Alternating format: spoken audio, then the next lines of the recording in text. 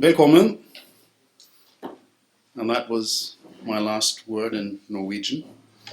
We'll be conducting this small seminar in English, as our main guest today is English speaking. And the background is that at least led by the European Council of Foreign Relations, in which Anthony Dworkin is a senior policy fellow, has conducted a study on the impact of the Snowden revelations in Europe. And of course he will tell us more about both what the study has comprised and also the findings. But as I've understood it, I haven't read the report yet. This is so fresh. So we're all here hearing this, I think, as one of the first members of the public. The first. Lawyers, you know, we're careful with using too big words. I know the public doesn't think so, but it's true. But the impact, mainly, I mean, political authorities, but also the impact on the population or the populace reaction, other actors like the media, and partly also on certain markets. Just to introduce Anthony, before leaving the floor to him, he leads the work at the Institute in London on the area of human rights, democracy, and justice, areas which obviously goes without saying are affected by these revelations, to use a neutral term. So we'll have approximately a half-hour uninterrupted presentation by Anthony of this study and its main findings. And after that, there'll be a slight intermezzo where I'll follow up maybe with some questions or comments to what he's told us, before we then have a briefer presentation from Karsten Friis, which is a senior advisor at NUPI, the Norwegian Foreign Policy Institute, which in this context has conducted or is responsible for the contribution regarding Norway into the larger project. And Karsten will give us a brief summary of the findings regarding reactions in Norway.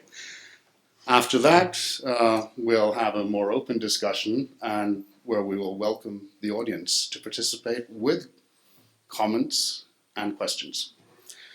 So, please, Anthony, the floor is yours.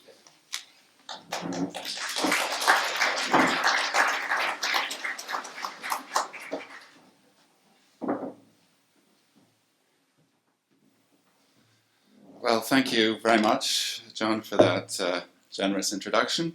And particularly, I'd like to thank Fritt Ord for hosting this panel on this subject. It is, as was said, this is the first time I've presented any of the findings from our research. And I should also thank Fritt Ord because they're the principal funders of this research project. And as we get through, I'll say a little bit more about what we're trying to do with the project. But I want to start, if I can, with a little story. One of the more incidental, but also more amusing anecdotes that's come out of the revelations, the many revelations that Edward Snowden has provided the media of the world with.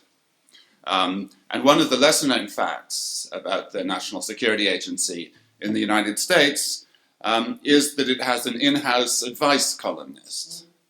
That is to say, people who work for the NSA, some of the 40,000 employees of the NSA, if they have any questions about their work or the environment in which they work, they can write to Ask Zelda, as it's called, on the internal website of the National Security Agency, and she will deal with their comments and concerns. And apparently, without irony, Zelda, she or perhaps he, recently highlighted a comment that they'd received from one of the employees who alleged that management in the world's largest surveillance organization was recruiting people within the organization to listen to the conversations of other co-workers and report them back to management. Zelda was very disapproving about what she described as a deplorable practice. And she or he said as follows: "Trust is hard to rebuild once it has been broken." So I start with this little anecdote, not only to show that hypocrisy is alive and well in the halls of American intelligence, but also because it highlights the key factor that I think has defined the response more broadly across Europe to the revelations that we've heard. And this, of course, is the concept of trust. Since Snowden's revelations started appearing in the summer of 2013, 9 months ago or so, it's turned into the biggest controversy in the transatlantic relationship, at least since the Iraq War of 2003. It's become a very, very big deal in relations between the US and Europe, and the single word that seems to encapsulate the response of the Europeans is this question of trust. It's the universal measure, the metric, if you like, by which the response of the damage of Snowden's disclosures is always assessed. So, to give you some examples, Chancellor Merkel in Germany said in January, "Actions in which the ends justify the means, in which everything that is technically possible is done, violate trust. They sow distrust." And the Spanish foreign minister said of the revelations, they could lead to a breakdown in the traditional trust between the two countries. After he was accorded a gala reception in the United States, President François Hollande of France said that he was satisfied that trust was being restored between Europe and the US. Nevertheless, President Obama, in his European trip last week, said that he recognized that because of these revelations, quote, "we have to win back the trust, not just of governments, but more importantly of ordinary citizens. And that is not going to happen overnight." So in that respect, I think Obama perhaps a little more realistic than the French president. So trust, it's powerful and it's an important concept, but it's also, I think, a rather vague one. And at best, in my opinion, it gives only part of the picture. I think what we need to do in order to assess more completely the different ways in which these revelations have affected the different parts of Europe, and perhaps more constructively to think about the different ways in which Europe or the different parts of Europe might best respond, we have to dig a little deeper than this concept of trust and look at some of the different ways in which it's had an impact and the different groups that it's affected. And so that's what we're trying to do with our project. Effectively, it's a technique that we've used a few times at ECFR, is what we call an audit. So we've carried out in the past audits of the European relationship with Russia or Europe's relationship with China, and we look at the responses, interests, and potential power of the different European states and the different entities within Europe. And then we try and pull them together into a kind of synthesis. And that's what we're doing with the Snowden revelations. So we've commissioned research surveys in all the EU member states and here in Norway, excuse me. I do know the difference, believe me. And this is the result. And I should say that the work in Norway that Karsten's carried out is really the most thorough and illuminating of any of the papers that we received. So it's a pleasure to be here with him, particularly to discuss this.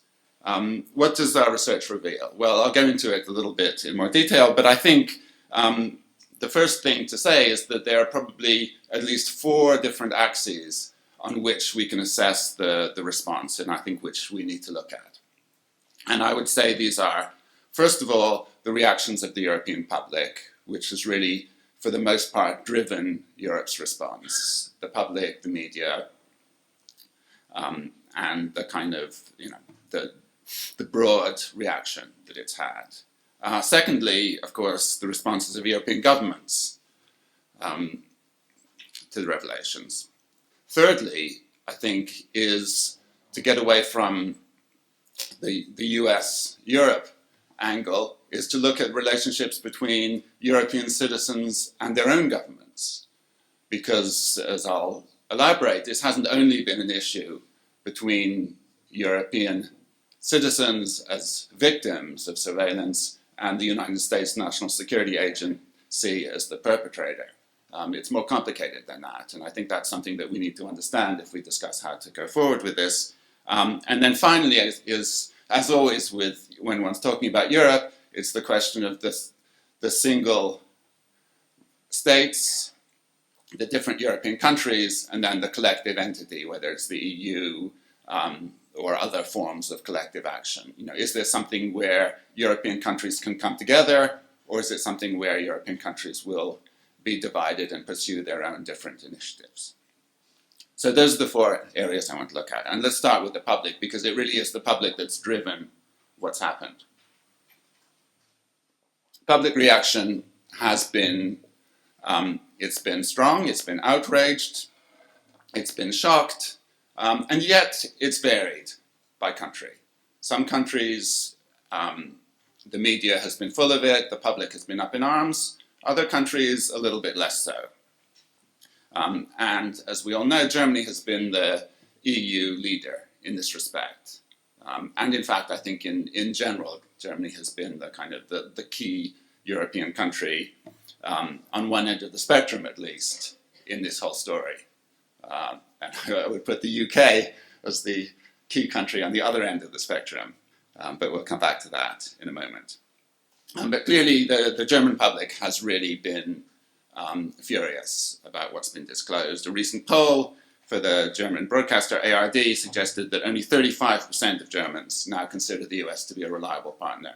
And this is the country where President Obama, before he won office, received a rapturous welcome, and which opinion polls consistently showed a very high degree of trust and enthusiasm about him. Various factors have undermined Obama's popularity in Europe and particularly in Germany, but I think this more than anything else. But not only Germany, other countries, Netherlands, Spain, Belgium, Italy, Ireland, France, we've all seen quite strong reactions in the media and among the public. Among the countries that really haven't reacted, as I say, the UK stands out. And of course, one of the things that's come out most strongly is the degree to which the UK has cooperated and collaborated with the United States in the different surveillance programs that have been carried out. But the remarkable fact is that there's less concern in the United Kingdom even than there is in the United States.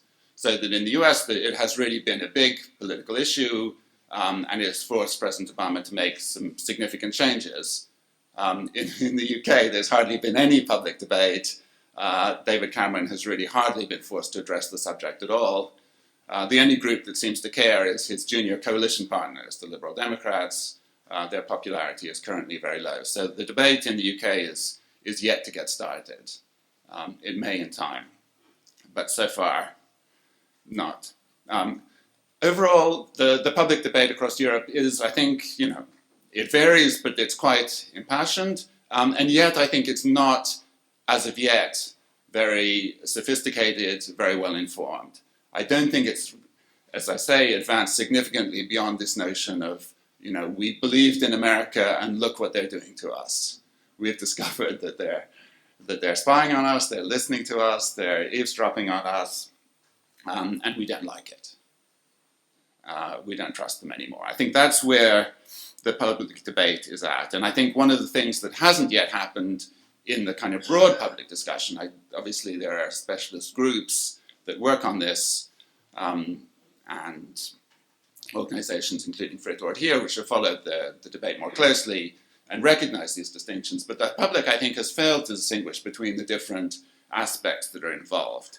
And just, one can get into a lot of details and technicalities, but essentially I think that the key distinction to be made is, out of the issues that are of most concern to Europe, there are two aspects that came out of Snowden's revelations. One is mass surveillance against ordinary citizens. And this is either tapping into data that's stored on servers of internet organizations, internet companies in the United States, or, which is what happened with the infamous PRISM program, or it's intercepting traffic on cables, which was perhaps the second best known program, the Tempora program, which was actually run by GCHQ in the UK in association with the NSA.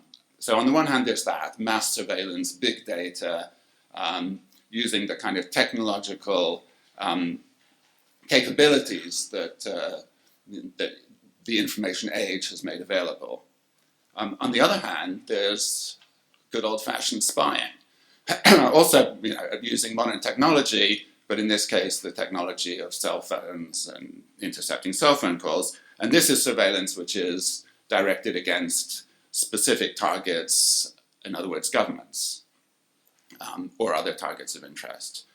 One of the more surprising revelations was that the National Security Agency had bugged the various meetings of the European Union. And those of us who work on a regular basis with the EU find it surprising that anyone could think these might be of interest or fascination. But nevertheless, it shows their comprehensive approach. So there's, as I say, I don't think that distinction has really been made enough in the public debate. And the other thing that hasn't really emerged in the public debate, as I've touched on before, is this question of what kind of protection exists within the legal frameworks in Europe itself. So there has been some discussion about the US, about this broad scope of the US, but there hasn't really been a look at the legal frameworks here. And the strange thing is that there's now been much more discussion of the court that rules in the United States, the so-called FISA court, that rules on surveillance questions there, whereas I suspect that most citizens in Europe would be unaware as to whether in their particular country there is a court or is not a court that has any jurisdiction over surveillance that might be carried out by their own governments. So, as I say, there's been this broad but rather unformed public anxiety, sense of broken trust.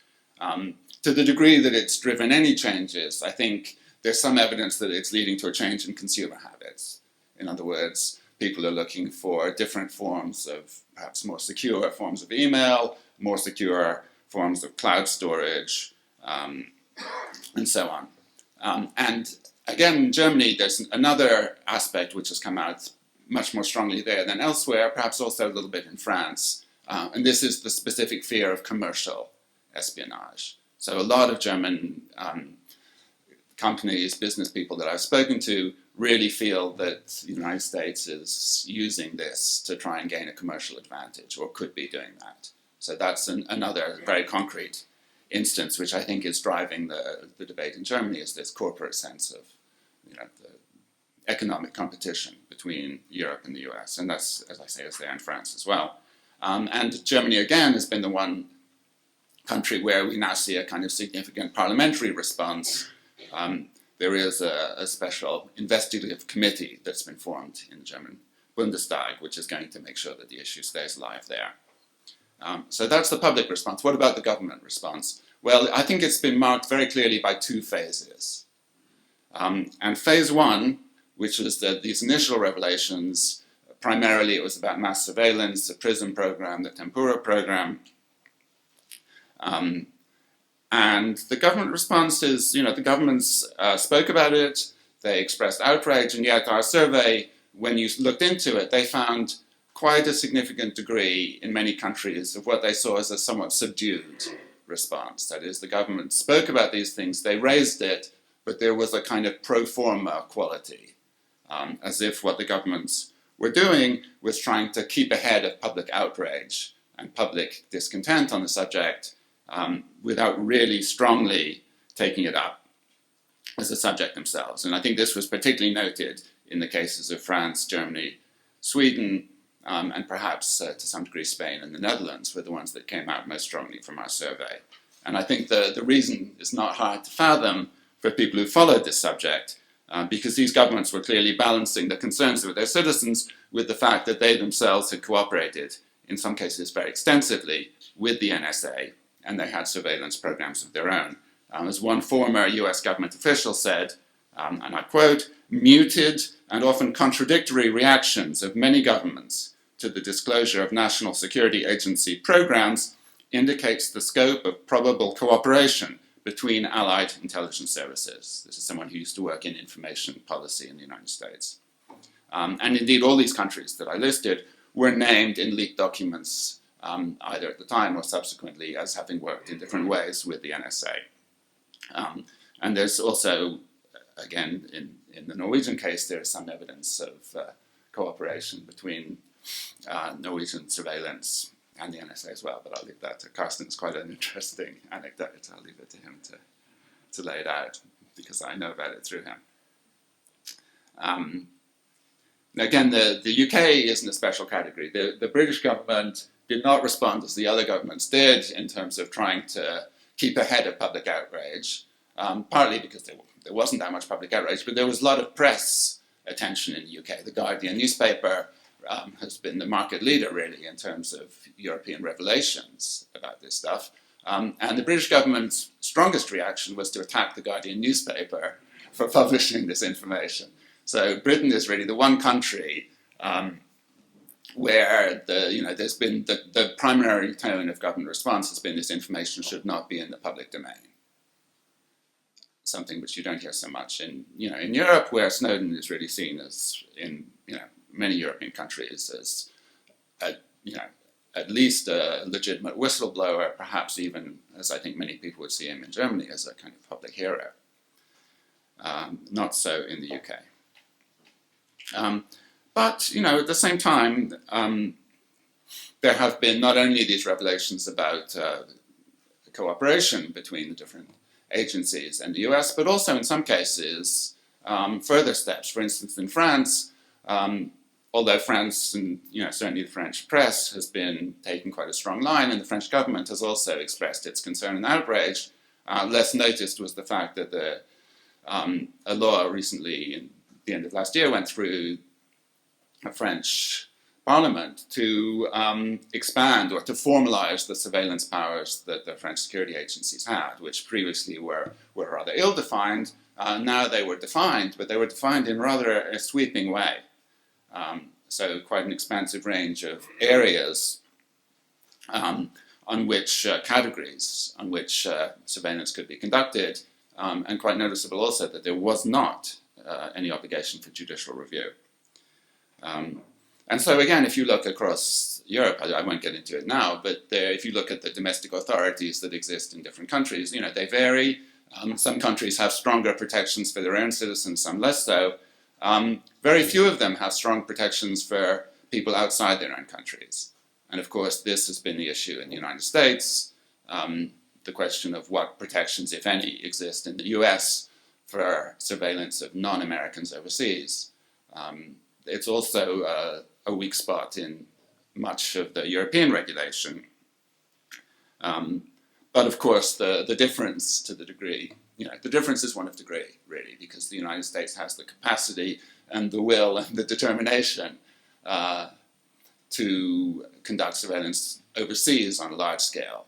And as far as we can see, very few European governments are doing that. So what America does is much more significant, but it's a difference of degree. Famously, the General Alexander, the head of the NSA, said at one point, he asked rhetorically, why can't we collect all the signals all the time? And that is the kind of American mindset.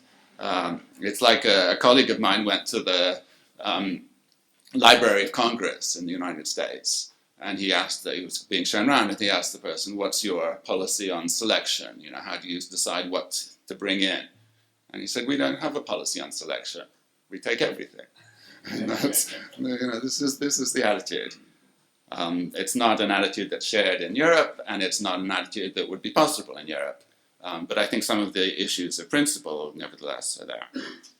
So that's, that goes for some European countries, but other countries, less so they can't or they don't carry out mass surveillance, and I think they have showed more concern and more genuine willingness to take this issue up, although perhaps they're less powerful countries in this way. And from our research, Italy, Portugal, Austria, Greece, Luxembourg were some of the ones that emerged in that category. So that was the first wave of government responses. But the second wave of government responses was different, and this, I think, really came when it became increasingly clear through further revelations that surveillance was being carried out not only against the citizens, but also against the governments in Europe themselves. And here, of course, the key moment was the revelation that Chancellor Merkel's telephone was being tapped, and many other leaders as well, in Europe, presumably in overseas, Brazil, and so on. And then it became personal. It became personal, and the issue of trust all of a sudden was defined in a slightly different way. And it was defined as being, we thought we were partners, that we had a security relationship, that we shared our intelligence, that we shared, that we didn't have secrets from each other, and that we were allies. And now, you're treating us as if we were enemies, surveillance targets. And so there, I think, this did lead to a real feeling among governments that there was a problem, and a real breakdown in trust between governments as opposed to people. How did this play out? Well, the response initially of governments was not to, as it were, to stop American espionage, which of course is, all countries carry out espionage, but to try and get inside the circle. And so one of the things that we all know now, although we didn't before, is that there's this kind of security relationship between the US and the UK, and also bringing in Canada, Australia, and New Zealand in the so-called Five Eyes, dating back to the immediate post-war period, post the Second World War.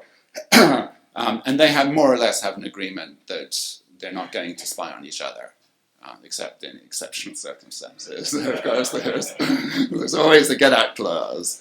But as a general rule, they're not going to. And so really, I think what we saw was a German and a French attempt, some other European countries too, but Germany and France were always the strongest candidates, to get inside the circle, to widen the Five Eyes so that it became the Seven Eyes, or was it going to be the Nine Eyes, or however many.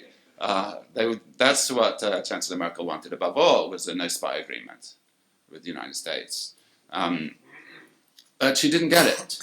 And for reasons that seem to me, fairly understandable, the Americans took the attitude that if we're going to, start getting into the question of which of our allies and partners around the world are sufficiently trustworthy that we're going to agree this kind of no-spy deal with them, where do we draw the line? Who's in and who's out? If we say okay to Germany and it's publicized, okay to France, what about the other Europeans? And so they obviously didn't want to go down that route. And they didn't.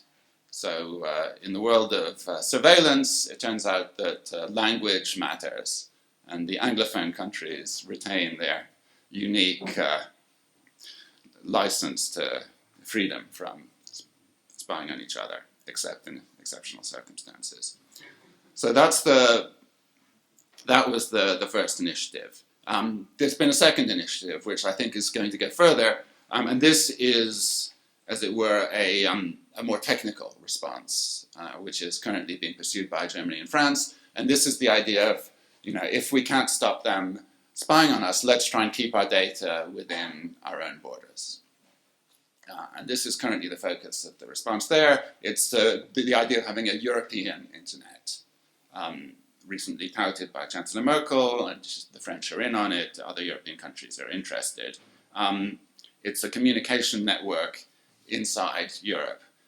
As Merkel said, we'll talk about European providers that offer security for our citizens, so that one shouldn't have to send emails and other information across the Atlantic. Rather, one could build up a communication network inside Europe. Now, we don't exactly know what form this is going to take. Could it be a requirement that all information has to be kept within Europe, European data in Europe, not to be taken outside? Or would it be just the idea of kind of using European state influence to try and build up European rivals so that there would be a European Google or a European Yahoo or whatever.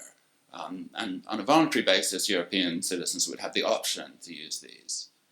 It's not clear, and I think, although it's obviously an attractive idea because European standards on data protection are higher, European law in this case is stronger.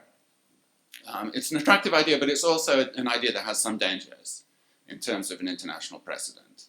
And the danger, I think, is this, that if we get to a position of, every country or region has its own internet, and data must be kept within that country or within that region and subject to its own laws, that sets a precedent that could be used by other countries that are not like Europe, offering tougher protections for individual rights, but that might want to offer less protection for individual rights and greater power for government to look and see what its citizens are doing.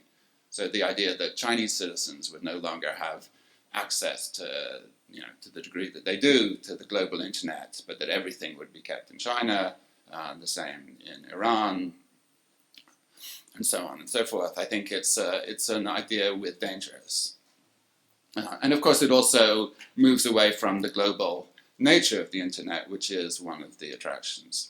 So something to explore, but also I think something to be cautious about there. So that's the European debate. And as I say, I think, these are, we're moving forward. We're seeing some responses being formulated, but I think what hasn't happened yet is a debate about that third relationship. What rights do European citizens have domestically within their own jurisdictions?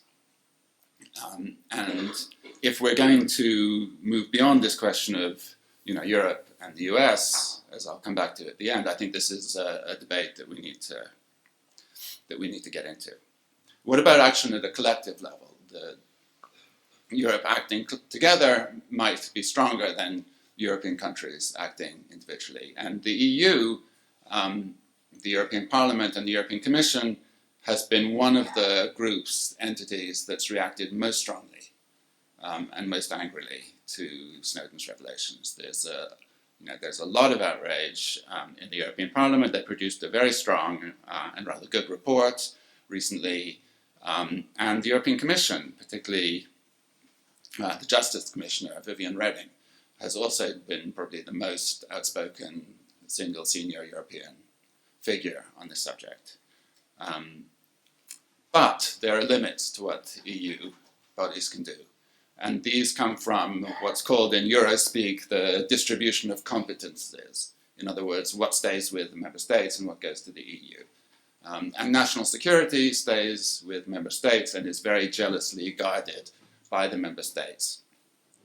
So, again, there's another issue of trust there. Do the member states trust the EU with their national security? And the answer is they don't. So that one of the first responses that the EU had to Snowden's revelations was to set up a joint EU-US working group, originally to cover data protection, in human rights and national security. But various member states, with the UK and in fact Sweden as the two strongest advocates, insisted that there should be two tracks. One was the collective track of the EU, which was going to look at data protection and individual rights, and the second track was going to be a bilateral member state with US track, and that was where national security was going to be discussed. So what the EU can do is limited because it can't directly get into national security, but it can do some things. And one of the things that it can do is to look at data protection. And data protection is a very big subject in Europe. It's an important subject. And there are a couple of things that are going on there. I won't get into them in detail. But one of them is a regulation called Safe Harbor, which essentially is a way of letting US companies operate in Europe, even though they're not technically complying with EU law. But the idea is that they have standards which are close enough under Safe Harbor that they're going to be given a green light. And that's being renegotiated to perhaps impose slightly tougher standards. And then there also is a data protection regulation being drafted within the EU. The Parliament has tabled a very strong draft. It's not clear whether the member states will go along with that or not. But perhaps if enough of them are willing to, there could be some tougher language there. And again, this would have greater safeguards for the data that could be transferred outside the EU. And finally, there is the great trade talks between Europe and the US, the Transatlantic Trade and Investment Partnership, TTIP, as it's called. And there is quite a strong head of steam in the Parliament, which has a veto power over these negotiations to move cautiously and to link that to some degree with whether the US is adequately addressing protection for European citizens in data transfers, surveillance, and so on. European governments are extremely opposed. Our survey showed that almost without exception, all European governments would like the trade negotiations separate from the response to Snowden, because for them, trade negotiations means jobs. It means more growth, more jobs in their country, and they're very wary about any attempt to tie it to Snowden and the American response to Snowden.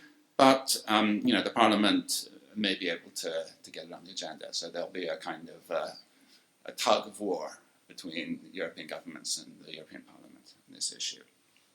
Finally, there's the European Court of Human Rights. John knows more about that than I do, so I'll leave it. But there is a case that's been brought from the UK about whether GCHQ's surveillance programs run out of the UK are compliant with the European Convention on Human Rights. It was recently announced that the European Court of Human Rights is going to, quote, fast track this case, although the concept of fast track has its own unique definition when it comes to the European Court of Human Rights. But eventually something may come out of that. So two more players to mention quickly. First, US internet companies. We're used to thinking about them as the enemies, but in some cases they could be allies as well. And they are the group in America that's most concerned about European unrest over Snowden's revelations, because for them it means lost business. If Europe does go down the route of a European internet in some form, that's going to be very significant.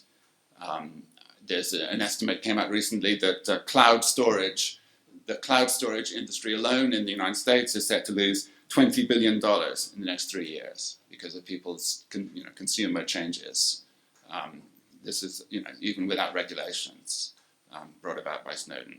So the American internet companies are the strongest lobby in the US for real change in the framework legislation about how data is handled. As you may know now, one of the problems is that they are obliged legally to allow the NSA to have access to their data, and they're also obliged not to say that this is happening. So they've been lobbying for greater disclosure and various other things. And the final actor, who I think we should just mention in this context, although he's not normally thought of as relevant, is President Putin in Russia, because his recent adventures in Crimea, I think, are having an impact in re-emphasizing the importance of the transatlantic security relationship. And therefore, I think, decreasing the appetite that might have existed in European governments to make waves with the US on other issues. As one or two people have put it to me, this puts things a little bit in perspective. Now, we as European citizens might not feel that, but European governments do. And one of Obama's advisors confided that he was really surprised by how few European leaders during his recent trip last week in Europe had actually brought up the subject of the NSA all they wanted to talk about was, we need you to be involved in telling the Russians not to be too adventurous in Europe's eastern neighborhood. So that's where we are, I think. And to me, it's time to move on to step two. It's time to start thinking a little more seriously about some of the real issues that come out of this. And what we're trying to do with our project is kind of to lay the groundwork, perhaps, for future work. I don't have an answer to any of these questions, but I think some of the questions might be, if we're in this era of big data, when there's so many communications, so much information is out there, so much of it currently is held by commercial companies that operate internationally. Clearly, the regulation has not kept up with the technology, and the security agencies have jumped in. But what's, to go back to the idea of trust, what our trust is a breach of expectations and understandings. But what should be the expectations and understandings that we have?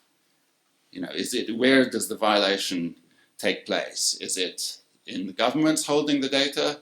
Is it the moment of bringing the data in? Is it in the moment of searching the data? Or is it even the companies having the data? And how do you deal with these geographical questions when the internet is a global phenomenon? How do you deal with the fact that some countries have laws that seem to reach extraterritorially, bringing them into conflict with other laws?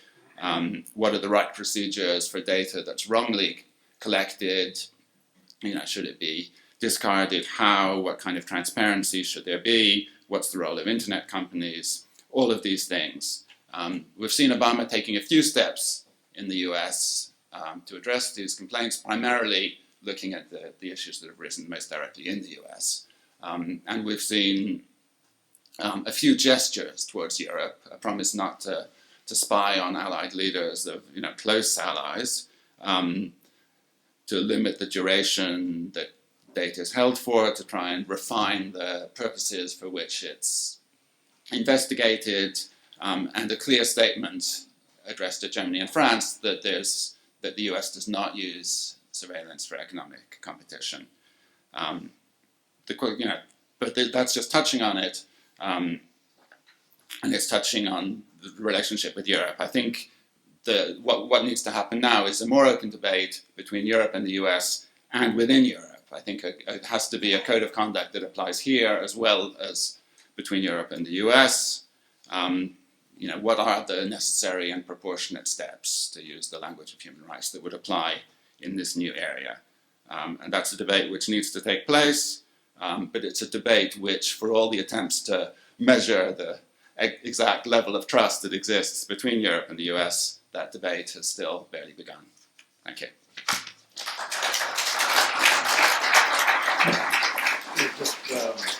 Just stay there for Probably I talked longer than half an hour. leave the floor to Karsten.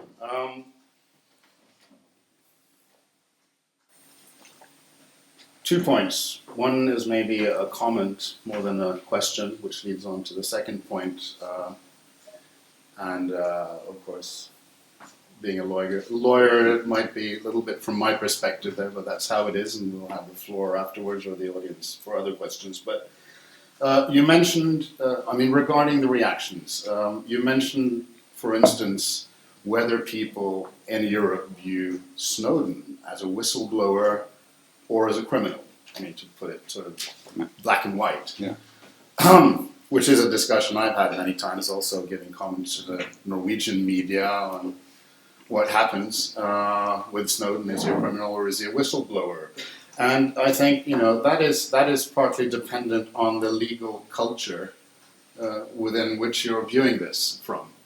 You can view it in a general democratic perspective, but when you talk about jurisdictions, there is a major difference between European law, at least in the European Convention of Human Rights perspective, although the UK doesn't so much like that perspective when it comes to these questions, and US law, because according to the European Convention on Human Rights, there is, although national security is also something which they're careful with going too deeply into, they've said quite clearly that any measures of surveillance, even if they're cross-border, as long as they involve communications of national citizens, the laws, the legal framework for being able to do that has to be open and clear, and it has to be of a certain quality so as to not open for complete arbitrariness and other things.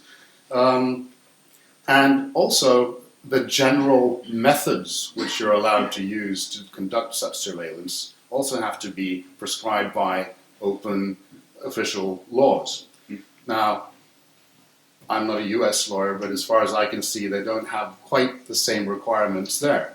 They accept more secret laws than, and the point is that what he's revealed is, rather than revealing concrete operations, what are they doing against this or that person, which also is allowed to keep secret in Europe, but the actual general framework, the general methods that they're allowed to use, would be something that I think in a European context is obviously whistleblowing, because that is something that legally the public should have been able to know about. It should have been open, which it isn't in the States.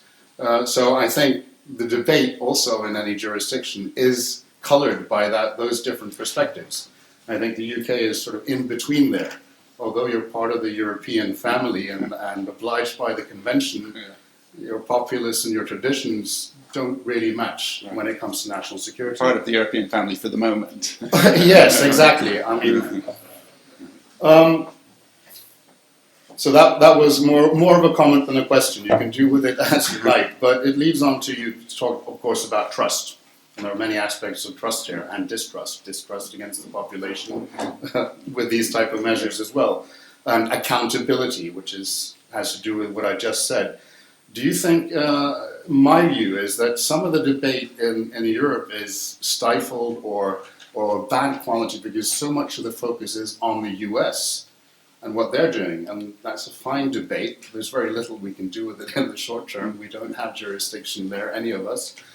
And less focus on the exchange. You talked about, you didn't use the word hypocrisy, I think. I call it schizophrenia or hypocrisy in Europe, because we like to criticize, but we're part of this system.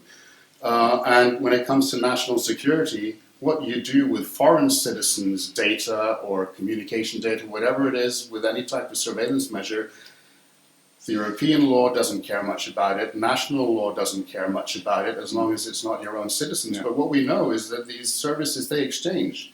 So we have a loophole, even in European legislation, where any intelligence service can, to put it in a tabloid phrasing, can do anything they like outside their own borders, even with communication crossing the borders, with foreign citizens' communication and personal data, and with very little regulation or oversight, exchange that data with the country where those citizens belong, and vice versa.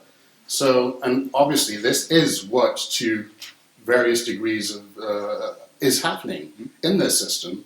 Absolutely. And we know that our own governments, when they argue, and in Sweden for the FRA regulation, which is a type of strategic surveillance cross-border communication, when the Norwegian authorities argued for implementing the European Data Retention Directive, which is similar to parts of what the NSA is doing, although in a tighter framework. Yeah. They argued, for instance, that, look, even if we don't really need it ourselves, we need it because we need information to be able to exchange, otherwise we're not going to get exchanged back. And I think, my view is, experience is that neither our politicians, and certainly not our population, are actually aware of this complex system and what's happening there, because if they were, I think the debate would be a lot hotter in Europe, because it's not just a question of what the Americans are doing. We're actually tightly filtered into this system. Do you have any thoughts on that? I agree with what you're saying. I mean, I think that captures very well the situation. And on Snowden himself, as far as this question of, is he a whistleblower, is he a criminal? It's been quite interesting that he was called on to give evidence to the European Parliament.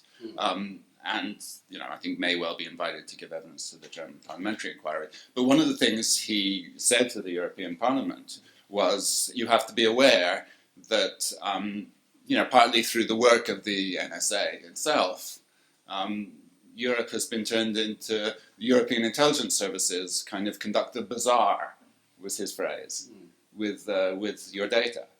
And he was saying, there would be nothing to stop German intelligence collecting data on Danish citizens and Danish intelligence collecting data on German citizens and then exchanging it with each other and making it available to the United States, exactly as you say. And so, it is a complicated issue, the way that you protect your own citizens versus, standards internationally. But I think that's why there's only so far that the US is going to go unilaterally on implementing binding standards for surveillance overseas. And I think that's why some people who work in this area are interested in the idea of some common transatlantic Europe-US kind of set of code of conduct, set of standards that would deal with everyone within that jurisdiction or within that area. But that's going to require a lot more kind of hard questions within Europe. And I take your point about the legal culture being very different in the US and Europe. I think that's true. But conversely, I think one of the things that there is in the US is quite. I mean, the standards are quite permissive, but the system of regulation is fairly robust. I mean, it's a tough regulation with a FISA court that applies very lax standards. But at least it gives you an opening then to try and work on what are the standards. Can we tighten the standards? Can we increase the transparency? Can we introduce an anti-government advocate within the courts? Is one of the things that they're going to do. But not all European countries even have that degree of kind of oversight. And so I think, you need to look at the legal culture and you need to look at the oversight together.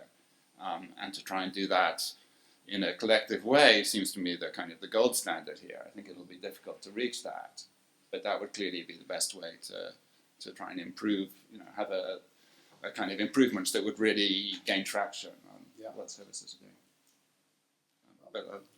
Thank you. We'll get back to you. Just as you mentioned, the code of conduct, I mean, the sad thing is that we do have codes of conduct outside of the European Convention context. We have the UN, we have civil and political rights there, and special rapporteurs and comments to these rights to freedom of communication. But that just goes to prove the impotence of the UN as an organization, because there's no court with jurisdiction. It does. And then, of course, another problem is that the US has these blinkers about human rights not applying outside the United States. Exactly. Which also puts a bit of a spoke in this. I give the floor then to Karsten, who's already been introduced. I won't introduce you any further. Thank you very much, Jon. And thank you for Fritt Ord for inviting me. And thank you to the ECFR for inviting me to do the Norwegian part of this little survey. What I've written is public on a NUPI policy brief. I brought a few copies for those interested. You want to take a copy, and it will be made public online as well when the oral report is finalized.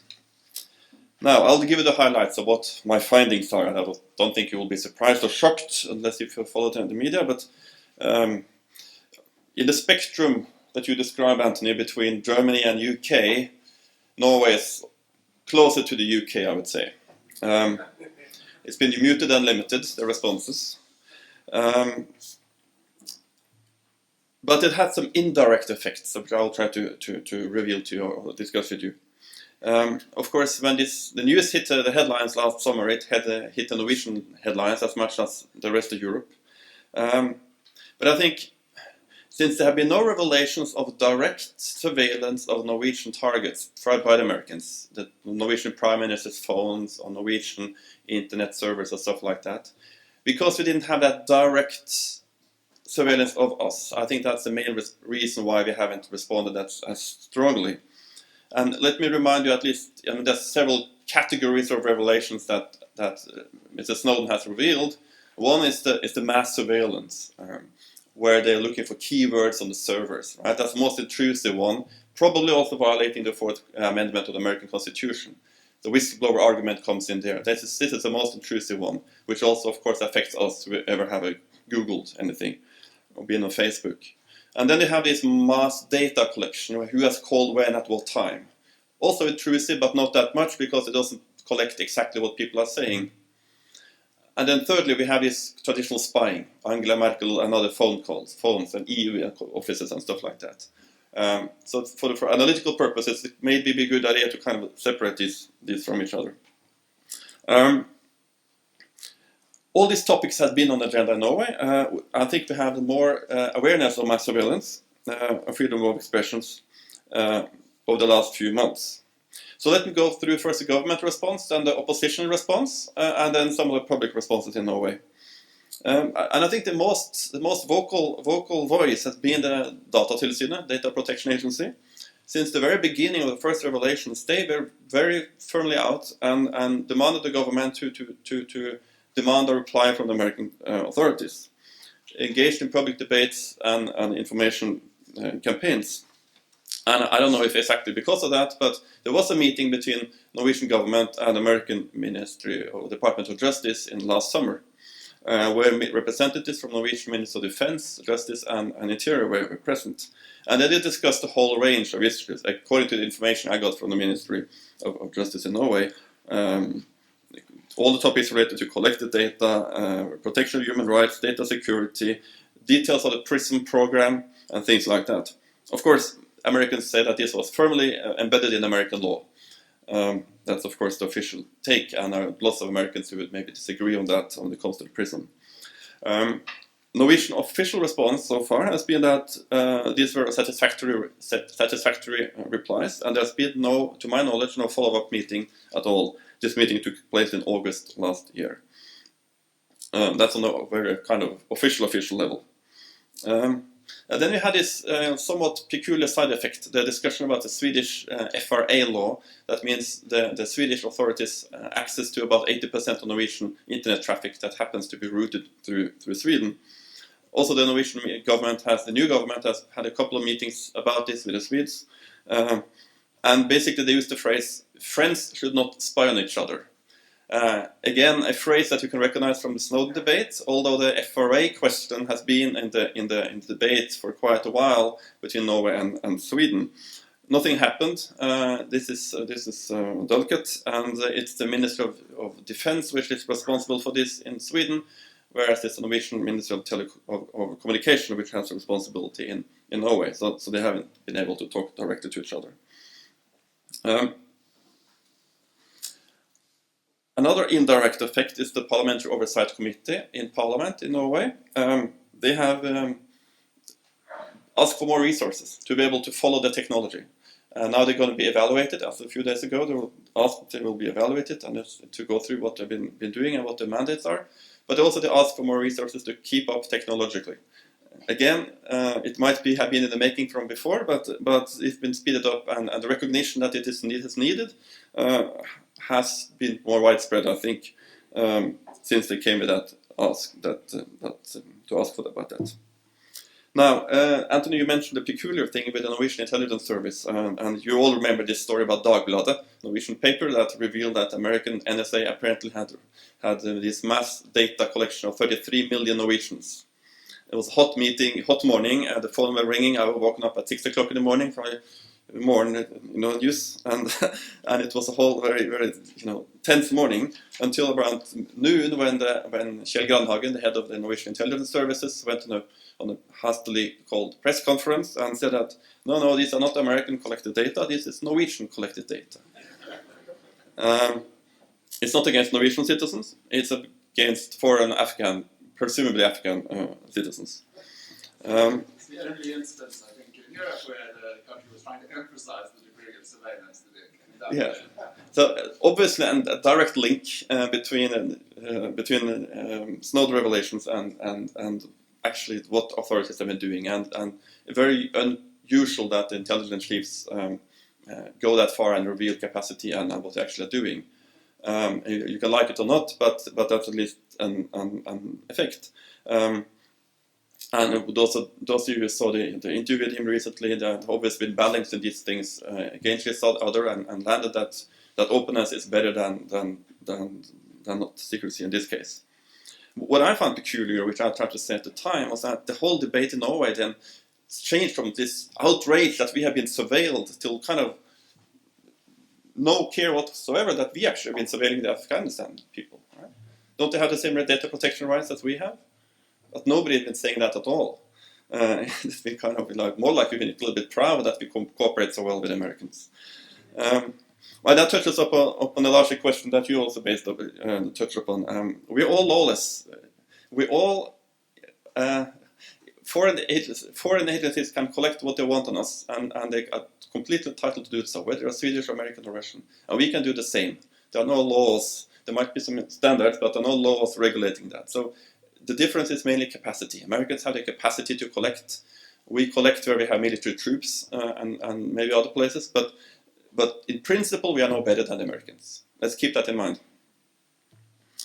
Okay, opposition responses. Now, talking about the current opposition in Parliament. The most vocal responses have come from the socialist left, the SV party, who have, of course, a tradition of being skeptical to intelligence services for good reasons. They have experienced themselves to be illegally surveilled during the 80s, 90s, in the Cold War. And of course, as you all know, nominated him for Snowden for the Nobel Peace Prize. Also called for some kind of surveillance commission in Parliament. And somewhat similar, the Liberal Party, Venstre, and also the Labour Party has come up with some ideas of different kind of commissions in the Parliament over the last few months.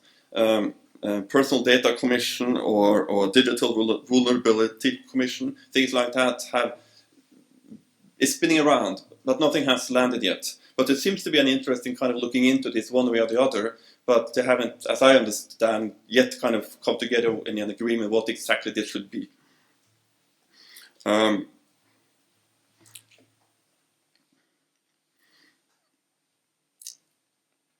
Interestingly, I think in Norway, and I think that's a little bit different to some other countries, the central gravity of the debate is on the data protection side. We don't have much hawks in Norway. Anyone arguing we should have more surveillance because of security and terrorism. Very few people, except a few voices in the police intelligence, is asking for more laws. But in the public debate, we don't really have anyone kind of counterbalancing the data protection authorities and others. Now, like it or not, in respect to where we stand individually, we should have a balanced debate, because this is a delicate balance between security and data protection. And it's not given that more data protection is always to the best. We have to think of security as well. And we might call it have some kind of a negative spillover, in the sense that the lack of trust in American intelligence services might spill over to lack of trust in Norwegian intelligence services. And since the 1990s, when the Lund Commission revealed a report, we haven't had any grave violations from the Norwegian services. There are small things now and then, and also the latest report from the Oversight Committee in Parliament a few days ago. There are minor things by all means, but it's nothing. It's nothing grave on this scale. So we need to keep that in mind. I think that after all, we all know real people with bad intentions out there, and you must keep that in mind. That terrorism is real. We mustn't go too far in one direction.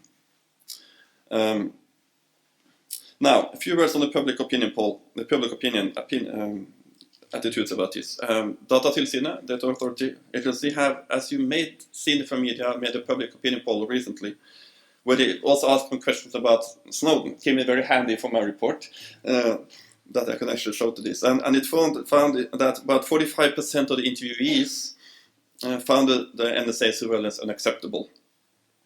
And 46% claimed that they had been more concerned about data protection in the last few years. Excuse me, I just had to get some water.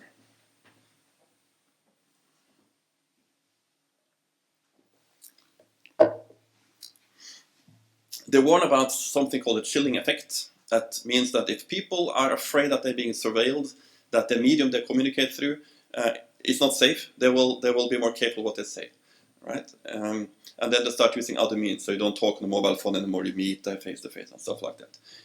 if that becomes wide throughout society, you have a democratic problem, right? You don't have freedom of expression anymore.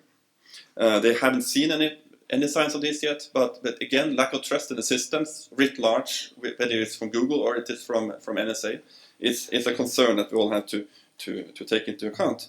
But of course, 62% said they haven't changed habit at all since these revelations. So the Norwegian public seems to become more aware of these things, but they haven't really started changing their habit. They're still on Facebook, to put it that way. So to conclude, NSA documents, the revelation about NSA documents have not shocked Norway. We got some more awareness and more skepticism towards the systems around us. But the government has not done much. There has not been an outcry for the government to do much. Certain parties and activists have been putting this on the agenda, which is audible. That's good that they do that. And they warned us about the risks and vulnerabilities of this. I think we have got an increased awareness, and that's maybe the positive thing. Between the chilling effect and healthy awareness, we are probably closer to healthy awareness. We are a bit more aware now that the risks out there through the internet, and we should take that with us in the coming debate. Thank you.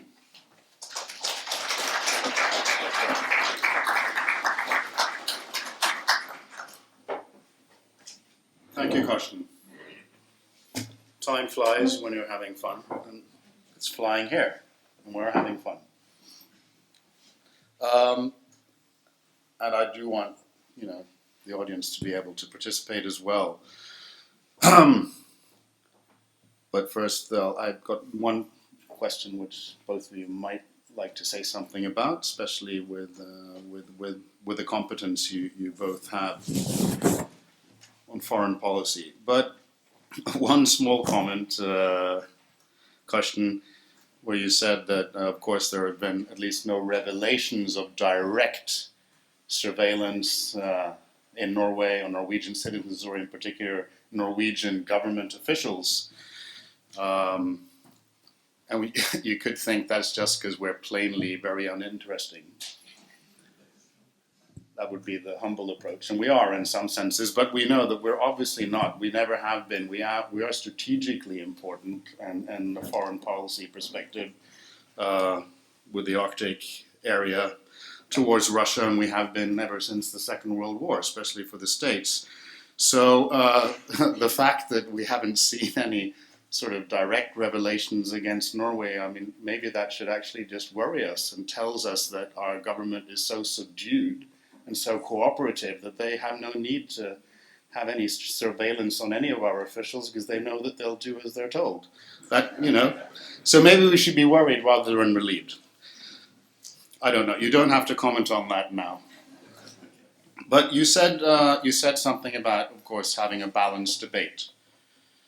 And of course, all debates should always be balanced, I think, by definition. But in this debate, and this is a question to both of you, which you might like to answer.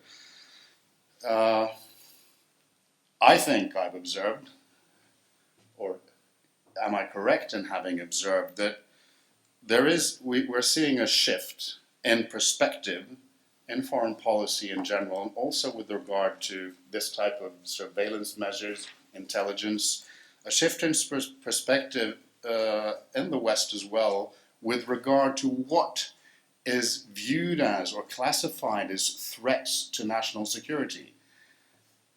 It was easier in the days of the Cold War when I went to the LSE and did international relations. It was all balance of power and the red button and everything. In some senses, it was easier then. Now, and the shift from traditionally being external threats, usually represented, if we're talking about violence, by foreign governments, foreign states wanting to attack you, to today's world, where obviously it's not just state actors, there are other actors as well, including, for instance, organized terrorism, and which also makes the division between external threats, not only the division between state actors and private persons or organizations, but also the division between external threats and internal threats, a lot more murky. And just one example is that we treat, in our legislation and our policy, we treat terrorism as something different than crime.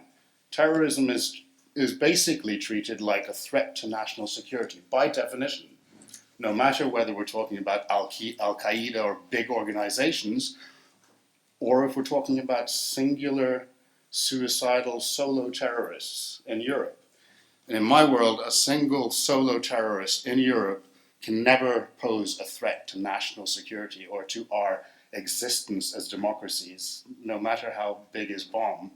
And usually the harm is like any other crime, is terrible, but it's difficult to call it a threat to national security, yet we treat it like that. And even in the Western world now, we see statements, also actions.